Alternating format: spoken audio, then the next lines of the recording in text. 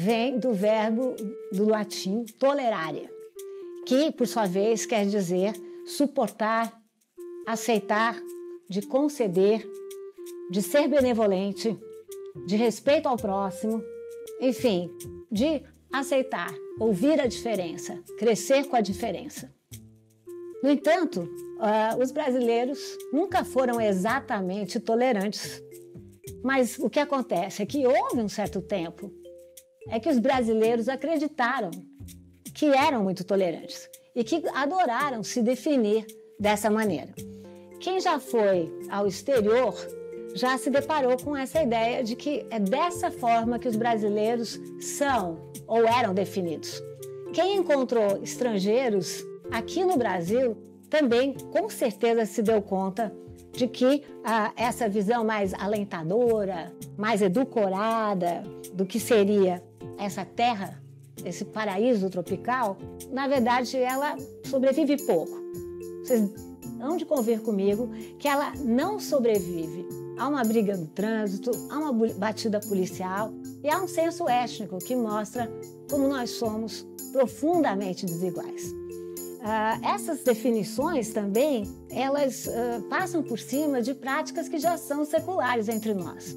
A inclusão nunca foi o nosso modelo e quando falamos de inclusão, na verdade estamos pensando em submissão e muitas vezes em apagamento, na morte física e na morte da memória. Meu nome é Paula Toledo, eu sou performer e atualmente venho explorando a questão do corpo e das linguagens através do corpo. E hoje eu convidei o Alberto Camareiro, que é artista plástico, escritor e cenógrafo, para vir aqui no Mundo Pensante, no Bexiga, para conversar um pouco sobre faquirismo, que é uma especialidade que ele estudou e da qual ele escreveu alguns livros. Também para falar sobre a questão do corpo e da performance nos últimos 70 anos, do lugar da mulher e da pertinência dos corpos. E aí? Oi, Alberto, tudo bem? Tudo bem, quanto tempo, hein? Quanto tempo? Nem diga. Já faz quase 6 anos que nos conhecemos no Festival de Recife. 6 anos? Quase 6 anos. Caramba, parece que foi ontem. Sim. Foi lá lançar seu livro. Exatamente. Primeira vez que eu fui apresentar o livro para o pessoal de circo, né? Que é muito interessante, né? Já que o pessoal do faquirismo ou veio do circo para o faquirismo ou chegou a se apresentar, né? Tem um cruzamento, vários momentos se cruzam as histórias. Oficialmente é uma arte circense o faquirismo, né? Embora não seja esse faquirismo que eu pesquisei, não é o faquirismo do picadeiro, da lona, né? Que é um faquirismo independente, que é mais pelo jejum. O circo tem que andar e o faquir tem que ficar. Sim. Porque o mesmo faquir que faz o jejum, quase todos faziam também os números de picadeiro. Sim. Que é o de se espetar, aquelas coisas todas. Então, quando ele não estava jejuando, ele estava se apresentando fazendo esses números, número de plateia, né? Só no jejum que era uma outra jogada. Foi bem peculiar eu pegar o livro de vocês e tomar um susto. Tomou um susto, né? Fiquei de cara. Foi muito engraçado o nosso encontro ali. Fiquei muito impressionada com a história das faquirezas. Porque é engraçado, quer dizer, toda a repercussão que o faquirismo teve no Brasil, né? Na verdade foram assim 3 décadas com muitos faquires, né? Tinha uma relevância, tinha uma imprensa que ficava em cima. Pouquíssimas pessoas sabem desse faquirismo do jejum. É incrível como a memória apagou isso, né? A memória nacional apagou isso, né, de algum jeito.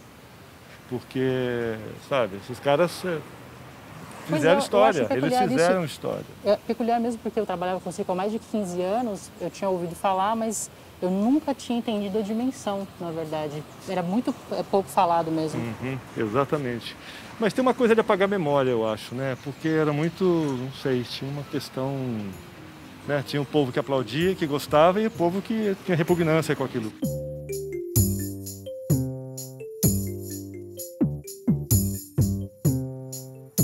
Roberto, como é que você acha que essas mulheres se introduziram nesse meio, né? Como é que uma mulher se tornava faquiresa aqui no Brasil, por exemplo, pensando nas figuras que você estudou e que foram as figuras conhecidas? Então, na verdade, quer dizer, a partir de uma faquiresa que eu vi, né, uma mulher, foi que a gente começou essa pesquisa. Então, a gente mergulhou nesse universo das mulheres faquir, que era extremamente interessante, né? A gente sabia dos homens, porque os homens estavam muito mais presentes também. Mas no primeiro livro que a gente fez, O Cravo na Carne, os homens estão num pano de fundo, né? Sim. E as mulheres que a gente botou foco, né? Por quê? Porque elas tinham vidas muito interessantes, né? Elas rompiam toda essa questão do preconceito, da intolerância, para arrumar um meio de vida, né? Um meio de vida que sustentasse e que pudesse, inclusive, possibilidade de trazer a fama até, né? Que trouxe, né, no caso. Que trouxe para muitos, assim. Agora, a qualquer custo, né? Porque a partir da hora que elas submetiam aquelas provações todas ali, né? De deitar numa cama de prego, jejuar, com serpentes, era uma coisa bastante complicada. E se falando de mulher, entendeu? Teve mulher que conseguiu bater 83 dias de jejum. Brasileira, aqui no Brasil. Brasileira, sim. 83 dias de jejum numa urna de vidro, cercada de serpentes, numa cama de prego, isso é para raras, né? Você não acha que também esse universo acabava, de alguma forma, as protegendo, até pela questão da arte e do fascínio que isso suscitava, dando a elas um lugar não só de destaque no sentido da fama, mas de proteção, um certo respeito? Dava por quê? Porque elas eram umas heroínas, né? Quer dizer, você pagava para ver uma mulher que fazia o que você não fazia como simples mortal, né? Elas brincavam com a morte. Saíam vivas no final, né? Mas elas brincavam com a morte, quer dizer, elas estavam se propondo a fazer uma coisa que uma pessoa normal não fazia, uma outra mulher não fazia aquilo, né? Existe alguma coisa, por exemplo, a origem delas, né? Elas vêm de lugares comuns, assim, de estratos sociais ou de históricos de vidas parecidos ou não? Mais ou menos. Não dá para generalizar isso, não. Porque tem mulher que saiu da prostituição para virar faquireza, né? Sim. Teve mulher que saiu... Assim, a maioria sai de uma situação econômica muito, muito, muito miserável, né? E o faquirismo acaba sendo um meio de vida para elas, para ganhar dinheiro, para aparecer, para ser inserida de algum jeito, né? Sim. E aí tem essa coisa de ser artista, e aí pode entrar, pode dar certo, como podia não dar também, né? E aconteceram os dois casos. Aconteceram os dois casos. A tolerância é uma grande virtude da democracia. A tolerância diz respeito a esse encontro entre diferenças e a superação das diferenças, com a manutenção das diferenças. A democracia é um regime que se pauta nas ideias de igualdade e de liberdade, nas ideias também de luta por direitos. E os nossos direitos nunca estão derradeiramente conquistados. Nós precisamos sempre conquistar mais uma vez. Nós precisamos sempre conquistar de novo. Também faz parte da democracia essa forma de acomodação com a diferença, com novas diferenças que surgem, novos agentes que surgem. Conviver com a igualdade é muito fácil, mas pode ser muito monótono. Nós crescemos mesmo na convivência entre diferenças. Rousseau chamou esse conceito o conceito de alteridade. O que é alteridade?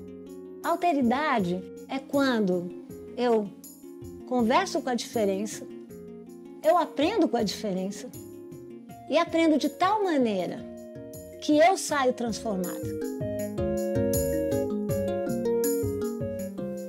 Alberto, como é que foi o seu contato com o faquirismo? Como é que aconteceu? Eu tenho que voltar lá atrás, 1958. Eu morava em Campinas, tinha 8 anos de idade. E aí apareceu uma faquireza na cidade, né? Considerando 1958, Campinas era uma outra cidade, claro, infinitamente menor, muito mais provinciana do que é hoje. E aí aparece a construção de um gabinete meio tosquinho, tal, no centro da cidade, um terreno baldio. E aí começou a aparecer umas faixas, uns falantes, não sei o quê, chamando para ver aquele fenômeno, que era uma mulher, né? Que elas propunha ficar 40 dias em jejum absoluto. E eu comprei aquela coisa, fiquei enlouqueci com aquilo, ouvindo aquela conversa, aquele falante que gritava enquanto construíam aquilo tudo.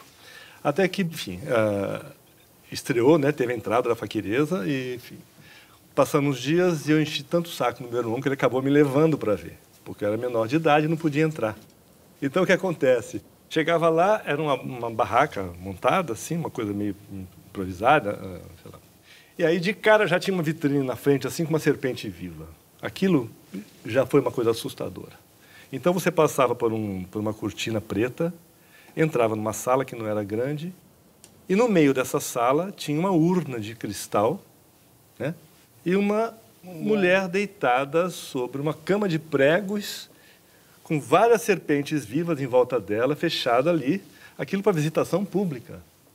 Uma mulher jovem, loira, linda, né? Ela tinha 22 anos, fiquei sabendo depois, era a faquiresa Verinha. Aí tinha assim, uma bandeira do Brasil atrás, que dava uma coisa um pouco cívica, né? Tinha uma coisa de quebrar recorde, não sei o quê. Depois eu vim saber um pouco mais disso, o que era aquilo tudo, né? Mas tinha uma coisa solene. E, assim, 2 soldados plantados para... fazer a segurança dela. Fazer a segurança, não. E observar que aquilo tudo é verdade. Eles trocavam de turno para ver que ela não comia à noite, né? Então, ela se propôs a ficar 40 dias, acabou ficando 46 dias. Eu entrei para ver aquilo, eu enlouqueci. Atrás da urna tinha uma rede com presentes dos fãs. Então, tinha muito bichinho de pelúcia. Tinha carta de fã, tinha desejo de vitória, de sucesso, não sei o quê. Muitas flores. E era uma instalação maluquíssima. E aquela mulher deitada naquele lugar para visitação pública, pagava-se o ingresso para ver, né? Alberto, o faquirismo, ele se caracteriza por uma espécie de mortificação da carne, no geral, independente das suas modalidades, né? Dentro do ponto de vista religioso, né, ser o jejum, o autoflagelo, atravessar objetos no corpo, andar sobre vidro, brasas, fogo.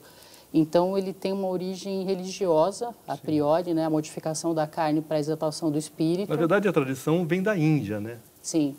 Só que quando chega no Ocidente, eu acho que começam a carnavalizar um pouco essa questão, né? Mas nesse meio de caminho também a gente tem essa coisa dos santos, né, na Europa, que de alguma forma transitavam nesse lugar. Acho que o jejum sempre foi uma questão muito próxima da religiosidade, né? Sim, essa modificação do corpo, silício, aquelas questões todas da Igreja Católica, né? E do faquirismo, a priori, religioso, a gente viu uma transição para o entretenimento, de certa forma, embora muitos deles mantivessem uma narrativa que suscitava, eventualmente, um que tinha sido iniciado por um faquir indiano. Sim. Eles alimentavam, ainda que não tivesse como conotação a prática religiosa, essa mística em torno do faquirismo, né? A partir da hora que o faquirismo vira um show, né? É um espetáculo que a gente costuma chamar de emoções baratas, né? O que acontece? A mística, quanto mais mística eles inventavam, né? Então, os faquires inventavam histórias mirabolantes, né? Eles foram fazer um curso no Himalaia e ali eles receberam as primeiras instruções de como, né, dominar o corpo com a mente, não sei o quê, não sei o quê. Então, eles inventavam nomes orientais, quase sempre usavam roupas orientais. Então, era um pastiche carnavalizado. Mas houve uma espécie de estética que conduziu mais ou menos essa prática, né? Porque se você fala para qualquer pessoa, né, o que é um faquir?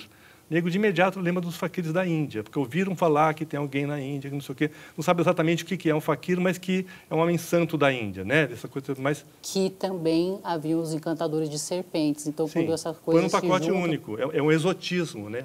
Aí chega pelo exotismo. Elas tinham serpentes como seus pets em casa. Suzy King tinha várias serpentes, chegou a ter 30 serpentes em casa. Teve uma que fugiu no hotel, né?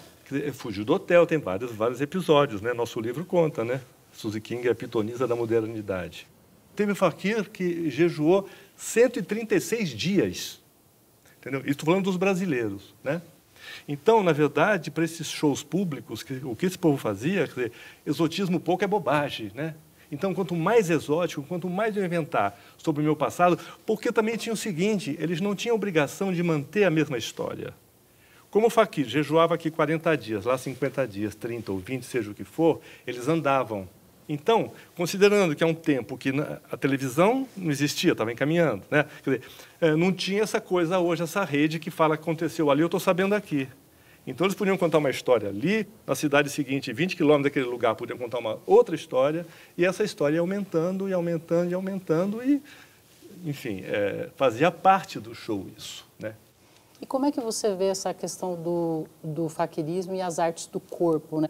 Quando você introduz isso na arte, no caso dos faquires especialmente, havia uma licença em que se podia, além de vestir pouca roupa, em alguns casos, expor o corpo como objeto da arte, né? Como é que você vê a questão da performance artística do corpo e essa questão dos corpos possíveis, dos corpos permitidos? Eu acho que o próprio formato do espetáculo, né, permitir que joga a mulher dentro de uma urna de vidro, ou o homem, né? Quer dizer, a partir daí você está colocando num lugar especial. Cria-se uma aura. Cria-se uma aura, né? Você cria um altar, né? A impressão que eu tinha quando eu vi a velhinha é que ela estava num altar. O altar que eu tinha no meu dia a dia na igreja, que eu era coroinha, que tinha lá os santos todos pendurados, não sei o quê, entendeu? Era um altar com uma coisa completamente profana, né? Para o meu entendimento, como aquilo, mas era um altar, né? No momento que a discussão do corpo era uma coisa muito mais acanhada do que hoje em dia, né? As pessoas falam assim, porque elas eram adiante do seu tempo. Não, não eram. Elas eram mulheres daquela época, né? Teve muita discussão em cima disso, né? Elas sofriam todo o preconceito da época e elas não eram mulheres feministas. Eram mulheres que saíram de casa e tiveram que trabalhar e dar um duro e se propuseram a fazer o que elas fizeram. O que você, como mulher, né, que tem essas questões todas aí que você desenvolve com o seu trabalho, as suas performances, como é que mistura essa questão do flagelo com a sensualidade, com o erótico, né? Como é que é isso? Então, havia um fascínio. Esse fascínio, para algumas pessoas, podia tomar a forma de religiosidade, como era o caso de quando levavam fotos e faziam orações. Mas também havia um desejo que poderia transitar pelo erotismo, né? Porque era um lugar onde havia uma quebra, uma ruptura em função do que era permitido. Tinha a questão do corpo em exposição, das serpentes que sempre remetem à questão do mito de fundação judaico-cristão, né? E eu sempre falo que quando você admira uma pessoa, um artista, há um elemento antropofágico, né? Você quer estar perto daquilo para se imantar daquela natureza. E isso suscita o eros, né? Tanto do ponto de vista do desejo erótico sexual, como do ponto de vista de ser. Sim. De estar naquele lugar, de pertencer àquele grupo, de né, atuar para além dos limites cotidianos, né? Eu acho que havia, assim, um forte apelo erótico. Agora, o sofrimento, independente dessa coisa explícita do corpo nu, né, digamos, também gera essa... Talvez a minha, bem pessoal, né, minha opinião bem controversa. Eu acho que essa relação do sofrimento e o prazer, ele está muito ligado à culpa. Isso tem muito a ver com essa narrativa religiosa de pecado, onde parece que o desejo é potencializado a partir da proibição. Né? O Bataille falava muito disso, né? De ter a proibição e a transgressão como um movimento próprio do erotismo. O desejo, o erotismo é uma força vital, né? Eros e Thanatos, desejo de vida e desejo de morte. Então, e o corpo, ele acaba sendo sempre, né, a matriz da satisfação potencial, que nunca é concretizada, e da proibição. Então, a nudez, assim como as expressões extremas, no caso, né, de autoflagelo e tal, que também migram, né, pelo sadomasoquismo e outras vertentes. E a culpa por trás disso tudo? Eu acho que a culpa, ela é o motor do prazer da maior parte de quem não consegue lidar disso com uma forma natural. Ele acaba sendo um grande embate, né? A satisfação é um jogo de culpa e prazer. Mas eu acho que nem todo mundo opera por essa lógica, mas considerando a questão cultural e falando dessa coisa especificamente, tem muito a ver. E de novo, né, porque na verdade o faquirismo ele tinha essa questão da mortificação, que é uma narrativa muito religiosa. Mortificação do corpo para a exaltação do espírito. essas mulheres faqueiras especificamente, né? Era uma coisa assim meio Cordeiro de Deus, que se imolavam, né? Pensando num nível de uma rede existente, uma coisa num outro padrão, uma rede, uma coisa de coletividade, né?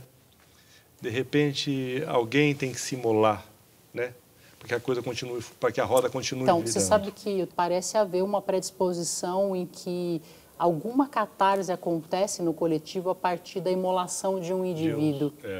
Ainda mais quando ela é voluntária. Parece você assim, eu me entrego a esse sofrimento, a essa abstenção, a essa abstinência em função, né, desse sacrifício em prol de manter, olha que interessante, esse sacrifício em prol de manter um equilíbrio no todo. Sim, no todo. Os mártires, ao longo da história, eles têm um pouco esse papel de equilíbrio do todo. Do coletivo, né? Mas é um nível bem profundo, né? Se você analisar em termos de inconsciente coletivo ou de movimentos culturais e sociais amplificados. Eu vejo elas, né, nesse período, principalmente, né, considerando lá atrás, anos 50, não sei o quê, eu vejo elas muito nesse papel, né? Sabe uma coisa que eu gosto de falar?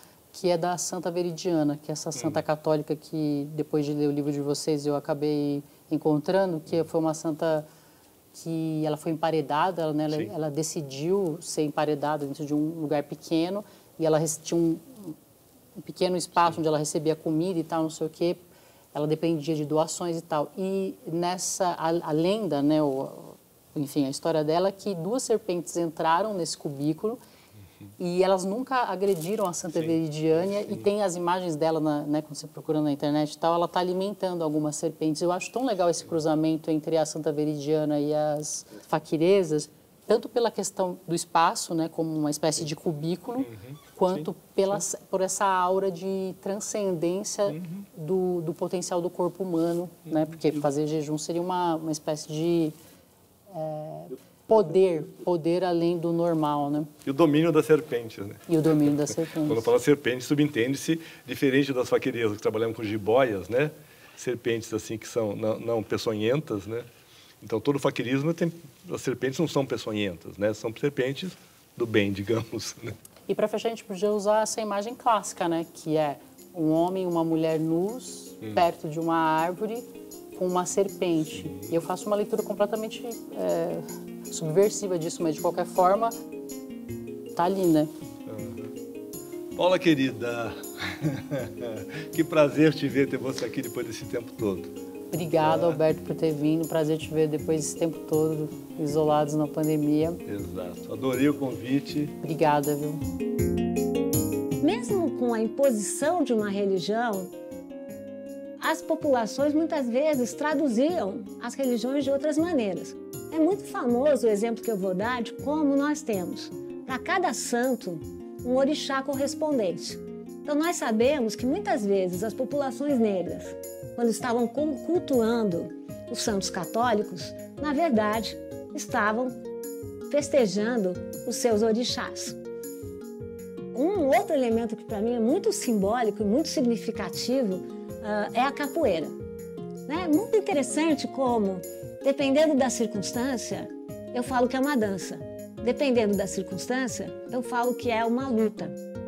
Essa questão religiosa me lembra muito uma teoria de um pensador porto-riquenho que se chama Dias Quiñones.